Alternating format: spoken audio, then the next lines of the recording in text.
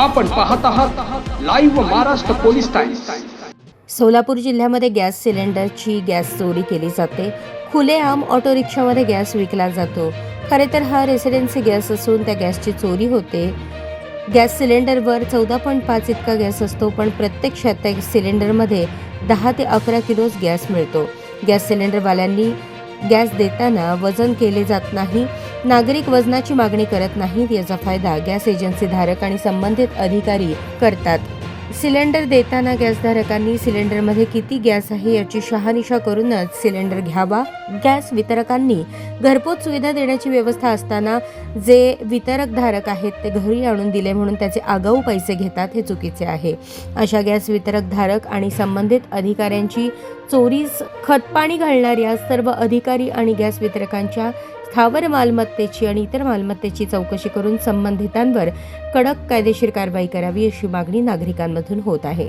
सोलापूर शहरात आणि ग्रामीण भागामध्ये अधिकारी वितरक धारकांकडून महिन्याकाठी लाखोंची माया उकळतात आणि वितरक हे सर्वसामान्यांची फसवणूक करून सिलेंडरमध्ये गॅस कमी असतो त्याची चोरी करून अधिकाऱ्यांचे घर भरतात। अशा संबंधित अधिकाऱ्यांची गॅस वितरक धारक यांची SIT मार्फत चौकशी करून आम जनतेला लुटण्याचा प्रकार चालू असून अधिकारी गॅस वितरक चोऱ्या करून मोठे होत आहेत। संबंधित अधिकारी आणि गॅस वितरकांवर कारवाई झाली नाही तर लाईव्ह महाराष्ट्र पोलीस टाइम्सच्या वतीने राज्यभर जन आंदोलन करण्याचा इशारा देण्यात आला आहे।